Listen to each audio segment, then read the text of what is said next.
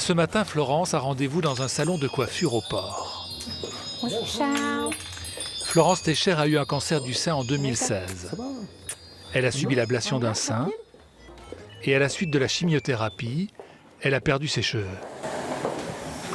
Comment allez-vous? Très bien. Bon, alors, il y a eu de la repousse. Et donc, j'aurais voulu voir qu'est-ce que tu proposes pour une future coupe. Là, le principe, c'est que les cheveux vont repousser normalement. Oui. L'idée, c'est de faire en sorte que d'ici 3 mois et demi, on a une jolie petite coupe. Florence nous a juste demandé de ne pas la filmer sans sa perruque. Donc, on enlève les petits cheveux, les premiers petits cheveux. La première étape, ça va s'épaissir, enfin, ça va se densifier. La perte des cheveux, c'est vraiment un moment difficile? Très difficile.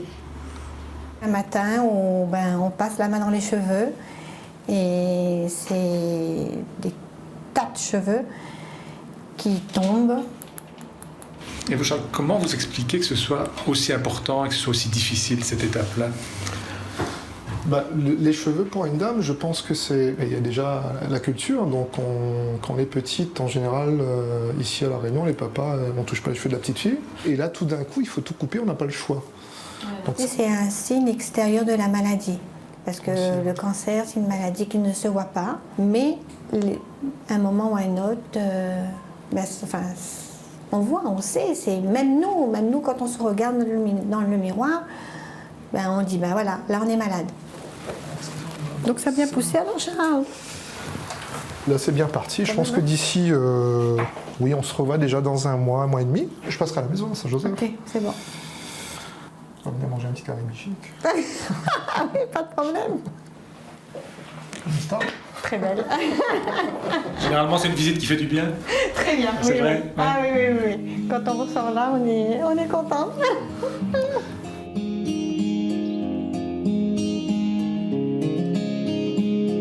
L'après-midi, nous retrouvons Florence chez elle, à Saint-Joseph. Le moment où vous avez appris la maladie, c'est le monde qui s'écroule? Oui, on pense à tout et à beaucoup de choses négatives surtout. On pense évidemment à la mort, évidemment. Et après, on se dit, on va s'en sortir. Deuxième étape, annoncer à sa famille, à ses proches. Ma fille, annoncer ça à ma fille, lui faire comprendre que le cancer, c'est une maladie qui est grave, mais qu'on peut s'en sortir. Et je ne voulais pas qu'elle se dise que sa maman va mourir. Est-ce qu'il y a eu des moments de désespoir? Oui.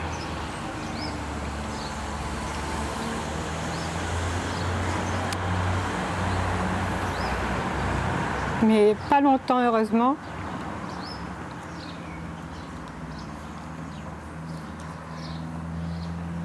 Il y a des cicatrices qui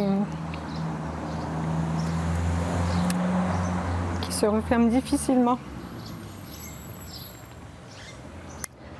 Mais elles se referment. Il faut toujours garder espoir.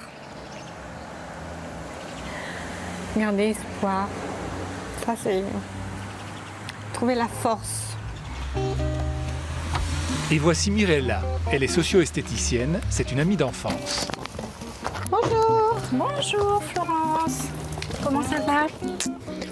Ça va et toi? Ça va bien, ça va bien. Tu es toute belle, dis donc. Merci, c'est gentil. Les deux amies s'étaient perdues de vue. Elles se sont retrouvées quand Florence a eu son cancer. On se met là, c'est bon pour toi? On va s'asseoir 2 secondes. Bon alors, comment ça va?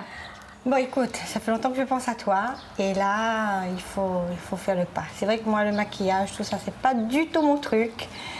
Mais là, je crois que ça peut être un plus pour moi. D'accord. Car avec la chimiothérapie, Florence a perdu non seulement ses cheveux, mais également ses sourcils.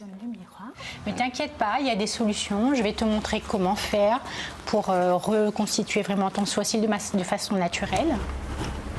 Ça va te permettre de te sentir belle, surtout pendant toute la durée de la maladie. Donc ça va être bien.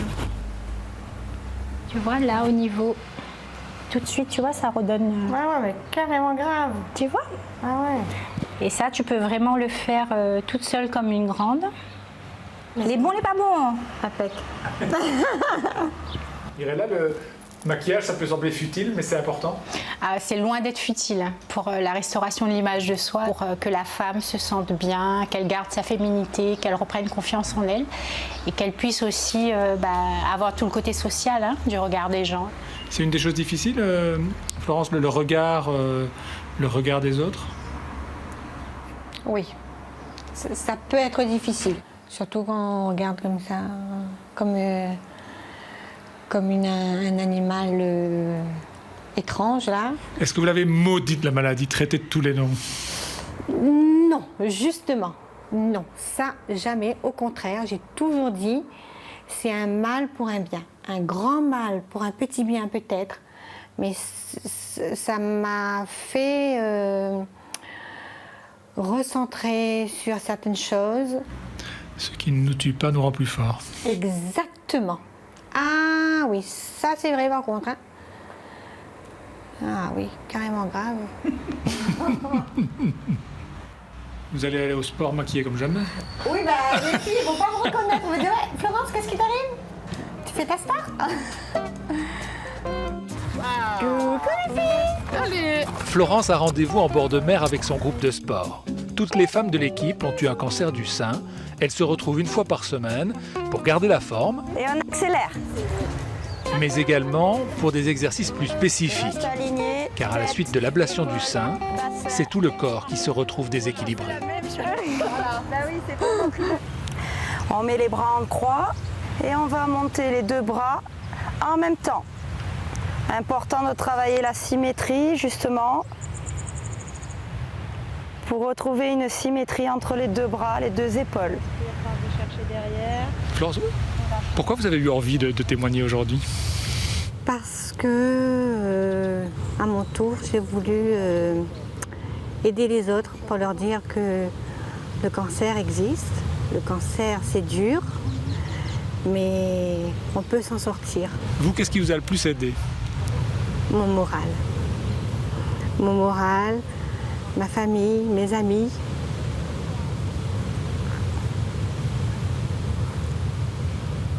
Toutes ces personnes qui ont pensé à moi,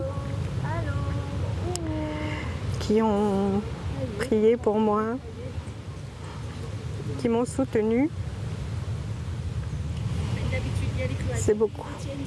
On a eu l'impression, nous, pendant cette journée, que ça vous faisait du bien de faire ce reportage. Ah oui, carrément grave.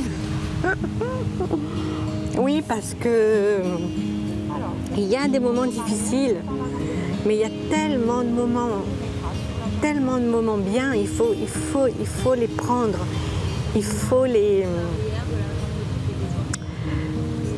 en profiter, il faut pas rester tout seul.